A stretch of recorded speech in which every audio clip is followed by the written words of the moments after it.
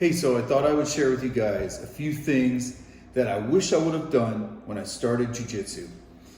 One, I wish I would have focused more on survive and escape.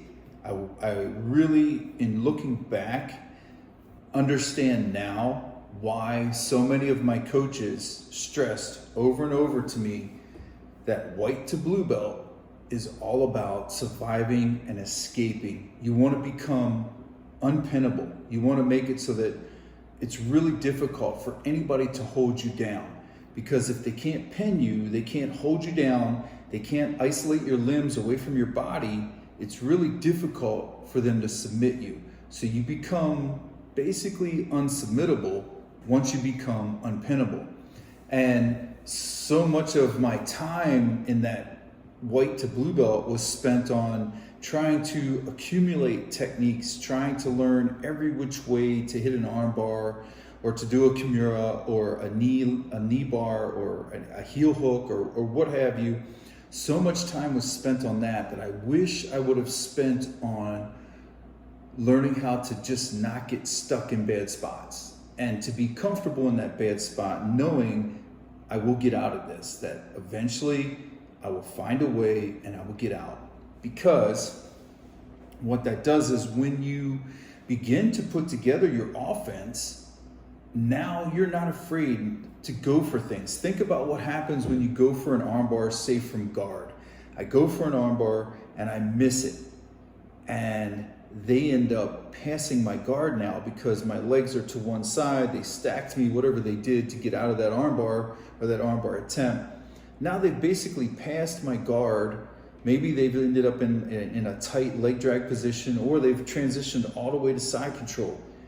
How much better would it have been for me to have spent so much time getting out of that side control, escaping from mount or whatever, that when I did start to put together my offense, I didn't have to worry about it. Like if I miss this armbar, it's not a big deal. If I miss this grip, not a big deal. I will escape. I will survive and escape, and I will get back on top and get back to work. So I wish I would have spent more time focusing on that aspect. The next thing I wish I would have learned early on, and I see this with new athletes, I see them struggle with the grip. They get this grip and it's on for life. Like they don't want to let that grip go no matter what. I wish I would have learned earlier in my jiu-jitsu journey that the grip is transitional. The grip is just, yes, it can be used to hold position, it can be used to set up submissions, all those things that we know are true, but I wish I would have focused a little more on when to let go of that grip that's no longer serving me and move to something better. Bail on that. I wish I would have focused more on what am I trying to set up here? And kind of going back to my first point, which is the grip's not going to save me. The grip only delays the inevitable. If they're advancing their position, if they're moving on me, and I'm not doing anything to counter it positionally, that grip isn't really serving me. And we've all seen that, right? And maybe you've done it. I know I've done it. I've had a grip, cross-collar grip from guard, and they're steadily passing my guard, and I'm not doing anything to improve my position. I'm so focused on this grip and the fact that, are they turning purple or are they turning red? Like, is this working? And they're just passing me, and they get past me and they get into a side control position, and I'm still hoping that this grip in their collar is going to get them. And sometimes it does. I mean, you know, there are exceptions to every rule, right? But how about if I just let go of that collar grip and address the fact that they are getting grips on my gi pants, or they're digging underneath, they're splitting my guard, they're getting out.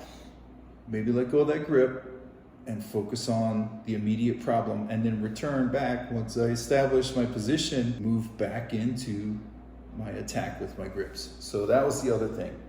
Now, the last thing that I wish I would have focused on more in the beginning is get as strong and conditioned as possible, which I did.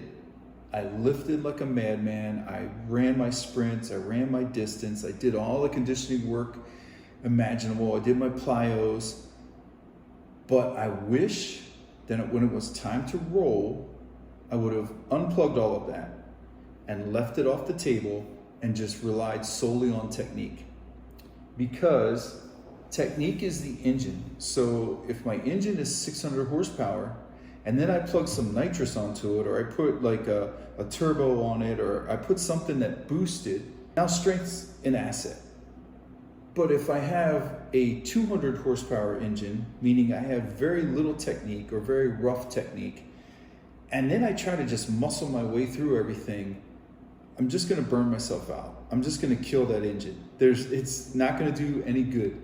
And eventually I'm gonna run into somebody who is as strong or stronger, as conditioned or more conditioned, and I will have no answers because they can play that game, but if they have better technique, they're gonna get me. And so I wish that in the beginning, I would have done exactly what I did, which is I've always been a monster, like a psycho level person as far as strength and conditioning work and prioritizing all of those things. But I wish that I would have spent less time cartwheeling out of guards or standing up and shaking people off of me from some sort of guard position, or using explosiveness to bridge myself out of mount or side control. I wish I would have spent more time focusing on what are the leverages, what are the shifts in base, how can I connect better here from this position, how can I connect better, and then use that connection to attack their base and posture to off balance them, offset them enough that I can take advantage of where they leaned and where they overcompensated to keep from falling, and now move in that direction. I wish I would have spent more time doing that instead of blowing through it with strength and speed and not really learning to feel that stuff. I mean, I did eventually have to, because life happened. I accumulated injuries and illness that caused me to not be as strong, as explosive as I once was. And so then I had to go back and do that work that I had avoided all those years. So that's it, guys. If I could recommend 3 things that you would do to improve your jiu-jitsu, improve your journey through jiu-jitsu from white to black belt, which I know all you guys are going to eventually be black belts. And if I could tell you anything to improve that process, that journey, it would be those 3 things, man. Focus on surviving and escaping, become unpinnable, unsubmitable. Don't get married to your grips, learn to let go sooner. And then finally, get as strong as possible, get as conditioned as possible, as flexible as possible, all those things. But when it's time to train, now I'm not talking about competing, but when it's time to train, unplug all those attributes and just focus on technique. And then when it's time to compete, or you're fighting for your life, God forbid, self-defense situation, now you hit that nitrous button, but you've got 600 horsepower or 800 horsepower engine built around technique. And now the strength and speed and all that stuff is just nitrous dumped on that already powerful vehicle. All right, guys, I hope some of this helps. If it did, man, let me know in the comments. And if there's other things you'd like to hear from me as far as this kind of stuff goes, like jiu-jitsu, striking, all that good stuff, let me know and I'll get it put up for you. All right, guys, have a good one.